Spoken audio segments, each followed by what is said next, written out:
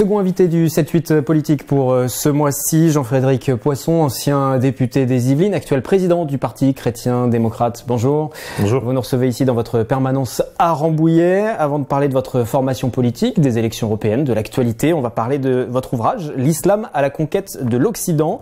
Et pour bâtir cet ouvrage, vous êtes parti d'un document, la stratégie de l'action culturelle islamique à l'extérieur du monde arabe.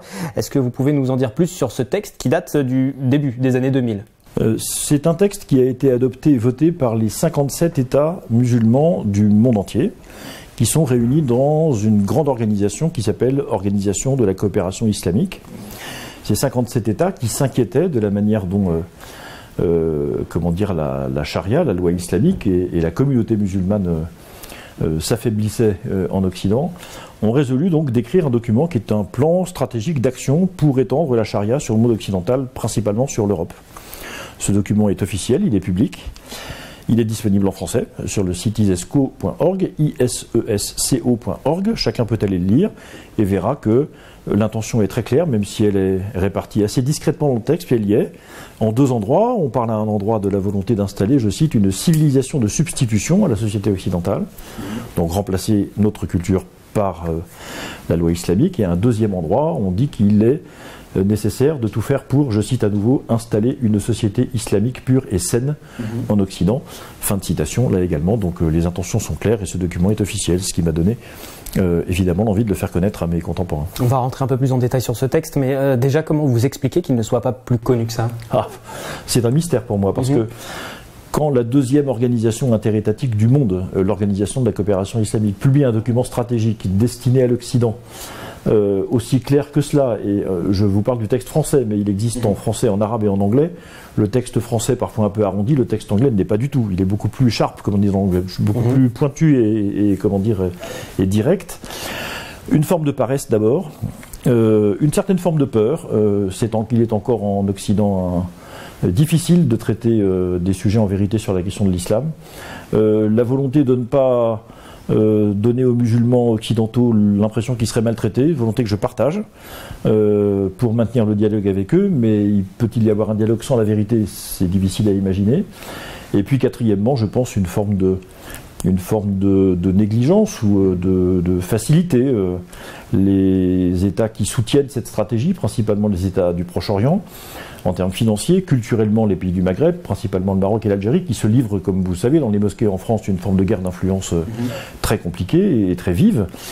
Tout cela fait qu'une forme de paresse et de trop grande conciliation, d'esprit de conciliation avec ces différents États nous conduit à ne pas vouloir surtout traiter ces questions. Donc je vous remercie de me donner l'occasion d'en parler, ça n'est pas si fréquent. Mais quelle serait la bonne réaction politique ? Il faut d'abord prendre conscience du fait que ce projet est un projet politique décliné sur le champ culturel, soutenu par des États. La réponse ne peut donc pas être, comme c'est trop souvent le cas en ce moment, de laisser les maires faire face à des phénomènes d'islamisation qu'ils ne savent pas traiter parce qu'ils n'ont pas les moyens de le faire.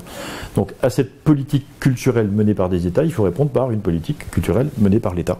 Vous commencez par refuser tous les signaux d'islamisation qui sont malgré tout nombreux en France. Ça pose les questions des menus à la cantine, des horaires réservés dans les piscines, de la question des prières de rue qui ne sont pas autorisées, du financement des mosquées, des centres culturels qui camouflent des mosquées ou des écoles coraniques qui camouflent des mosquées, qui ne respectent pas les termes actuels de la loi de 1905, et un certain nombre d'autres choses comme ça qu'il faut absolument refuser. Et puis se dire qu'après tout, il s'agit aussi de savoir ce que nous voulons faire de notre civilisation. Donc soit effectivement nous renouons avec notre héritage, pour mieux préparer l'avenir, pas pour se complaire dans des choses qui sont passées, mais nous sommes ce que nous sommes parce que des générations nous ont précédés, nous ont transmis une langue, une culture, des savoir-faire, etc., qui sont enrichis aussi avec beaucoup de contacts, bien entendu, mais nous devons réapprendre à aimer nous-mêmes notre propre civilisation pour être capable de la transmettre et de la faire valoir. Je suis persuadé que si nous étions un peu plus attachés à la transmission de notre propre patrimoine, au sens large du terme, sans doute qu'on le rendrait plus attractif à l'égard de ceux qui ne trouvent pas dans notre manière de vivre aujourd'hui de quoi les satisfaire. Quand vous parlez de notre patrimoine au sens large, est-ce que vous entendez aussi réaffirmer des signes de chrétienté peut-être ? Non, pas nécessairement, parce que nous sommes de culture chrétienne à défaut d'être un peuple qui est à la fois des chrétiens. J'insiste beaucoup sur ce point parce qu'on ne peut pas comprendre beaucoup des éléments de l'histoire de France, de notre droit, de nos institutions si on n'a pas ça en tête. Les Français sont je ne sais pas très bien comment dire, on va dire qu'ils sont gnostiques, comme on disait. Ils se doutent qu'il y a quelque chose là au-dessus, ils ne savent pas très bien quoi, mais beaucoup d'entre eux le pensent en tout cas. Même s'il y a des gens qui n'ont pas de foi, de religion, qui sont athées, ce qui est leur droit le plus strict. Moi, je ne me bats pas pour autre chose que le fait, dans la sphère politique, car c'est ma responsabilité, de faire valoir précisément cette évidence que nous sommes enracinés dans des concepts, dans des notions, dans des institutions, dans un système de droit qui sont marqués par le sceau de la culture chrétienne. Les Français n'en sont plus tellement conscients, pourtant c'est la vérité. Même ceux qui viennent des Lumières s'enracinent très largement dans cette tradition aussi. Et en fait, ce qui est intéressant, c'est que ce document stratégique de l'OCI, lui, il affirme parfaitement le fait que les civilisations sont différentes et qu'elles sont irréconciliables. C'est même son point de départ. Alors, à défaut de vouloir à tout prix faire la guerre, ce qui n'est pas du tout mon sentiment, enfin si on me l'a fait, il faut que je réponde, et si on nous l'a fait, il faut répondre. La démarche, l'affrontement culturel qui est organisé par les États musulmans aujourd'hui nécessite que nous y répondions d'abord sur le plan culturel, donc du réenracinement dans ce que nous sommes.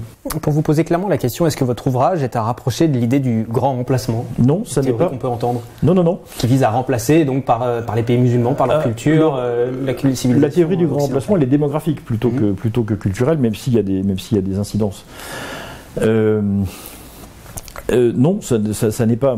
Ce n'est pas une hypothèse que je déroule. Encore une fois, je suis parti d'un document qui est officiel, qui est politique, qui est public, qui n'est pas contesté d'ailleurs par personne. J'ai lu ce document simplement et je vois qu'il y a cette volonté de remplacer notre civilisation par l'islam. Donc je dis, voilà ce que veulent un certain nombre de gens. Voilà ce qu'ils sont en train de faire, parce qu'il y a une très grande ressemblance entre ce qui est écrit dans ce document qui a 18 ans maintenant et ce qui se déroule sous nos yeux. Vos confrères Davet et L'Homme, en publiant le livre Inch'Allah il y a quelques mois, ont montré ce qui se passe en Seine-Saint-Denis et dans les Yvelines pas très loin d'ici, un peu au nord, c'est pour ça que je mets mon pouce dans cette direction.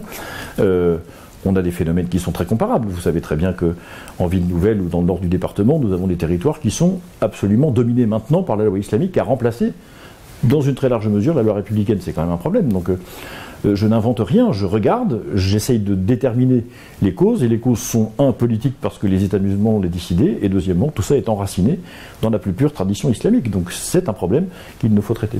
J'écoutais vos différentes interviews pour la sortie de cet ouvrage, justement. Alors je vais vous citer: l'islam n'est pas une religion universelle, l'islam religion de tolérance, de paix et d'amour, oui, mais entre musulmans uniquement. Mais c'est vrai, puisque... Donc ce n'est pas compatible avec le fait de vivre ensemble sur le territoire français, sur les territoires occidentaux, à la condition que ceux qui ne sont pas musulmans acceptent de se soumettre à la loi islamique. C'est d'ailleurs le régime que connaissent tous les non-musulmans qui vivent dans des États musulmans, que ce soit en Afrique du Nord, en Moyen-Orient ou en Asie. Moi, je n'ai pas d'animosité à l'égard des musulmans. Je le dis clairement, j'ai un problème. C'est pour ça que je critique l'islam comme système politique et religieux. C'est mon devoir de responsable politique et de philosophe par ailleurs que de le faire. Maintenant, je dis aux musulmans, c'est simple. Si effectivement vous avez l'intention de propager ce qui est votre système de référence politique et religieux, ce qui est votre droit, à ce moment-là, nous allons nous affronter assez vite. Si vous ne souhaitez pas le faire et que vous souhaitez conserver à l'expression de votre religion les atours d'une foi pacifique qui s'exprime dans des conditions décentes, je n'ai rien contre ça. C'est même mon devoir de responsable politique de protéger cette expression. Mais il y a une limite à cela. Et le moment est venu que dans la société française, on s'entende sur cette limite. Pour en revenir à l'actualité du moment et le grand débat qui débute un peu partout en France, est-ce que vous pensez que cette thématique doit revenir sur le tapis, devrait s'exprimer aussi?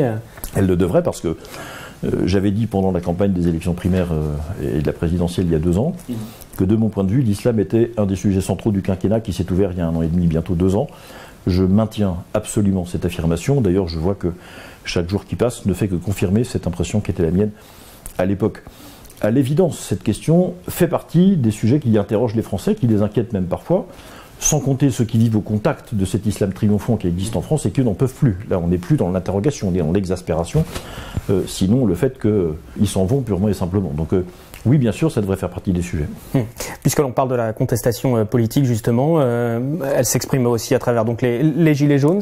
Quel regard vous avez sur cette mobilisation plus largement? On sort du cadre du grand débat, mais de la contestation des Gilets jaunes, d'autant qu'on a appris qu'une liste pour les européennes pourrait exister suite à la création d'un mouvement Gilets jaunes. Je comprends très très très profondément et je respecte infiniment cette revendication à la dignité qui est exprimée par les Gilets jaunes. Beaucoup d'entre eux ont le sentiment de vivre dans un pays dans lequel il n'est pas possible de vivre des fruits de son travail, ce qui est une atteinte très très violente à la dignité humaine. Et vous savez l'attention que je porte et que nous essayons de porter au Parti chrétien-démocrate sur les questions liées à la dignité. Donc je comprends cette revendication, j'observe qu'elle s'exprime certainement très au-delà de sa manifestation habituelle sur le pouvoir d'achat. Je pense qu'il y a des sujets bien plus importants de considération, de reconnaissance qui sont portés. Donc ce mouvement a supposé qu'on puisse le considérer comme homogène, ce qui est déjà un exercice un peu périlleux en lui-même. A rejoint un certain nombre de préoccupations d'ailleurs qui sont les miennes et toutes les variantes de la défense de la dignité humaine. Dieu sait qu'il y en a beaucoup. En ce qui concerne leur volonté de constituer une liste, je pense qu'ils ne vont pas tarder à se heurter alors d'abord à tous les problèmes pratiques de constituer une liste nationale de 79 noms avec tout ce que ça suppose de contraintes, parce que ça n'est pas un exercice si simple que ça. Deuxièmement, sur quel projet politique ? Ça, c'est quand même le sujet, parce que tout le monde s'interroge sur les projets politiques qui sont portés par les différentes listes. Nous, aux Amoureux de la France, avec Nicolas Dupont-Aignan et quelques autres amis, nous avons publié notre projet pour l'Europe, donc il est connu, il est constant. Chacun connaît les positions de Nicolas Dupont-Aignan et les miennes sur les questions européennes. Troisièmement, j'observe qu'il y a beaucoup de personnes qui se réclament du macronisme historique qui intègrent la liste des Gilets jaunes, donc je me demande s'il n'y a pas aussi une tentative d'infiltration ou de constituer une liste ennemie macronienne en quelque sorte pour s'assurer que tout se passe bien. Voilà, donc attendons de voir. J'espère en tout cas que si jamais ils entraient dans le débat européen, ils y entreront sur des questions européennes on est plus sur des problématiques. Étant admis que le pouvoir d'achat est leur première préoccupation, j'observe que ça n'est que secondairement une question européenne, mais nous verrons bien. Alors vous l'avez évoqué avec les Amoureux de la France, que vous avez fondé avec Nicolas Dupont-Aignan, vous allez vous engager pour cette campagne des européennes, programme défini, liste aussi définie ? Pas encore, non, on est en train de la constituer petit à petit. Vous serez vous-même candidat ? Probablement, probablement à la 3e place de cette liste. Très bien. Merci beaucoup Jean-Frédéric Poisson de nous avoir reçus. On aura l'occasion de reparler bien sûr des européennes. C'est la fin de ce 7-8 politique. On se retrouve le mois prochain sur TV78.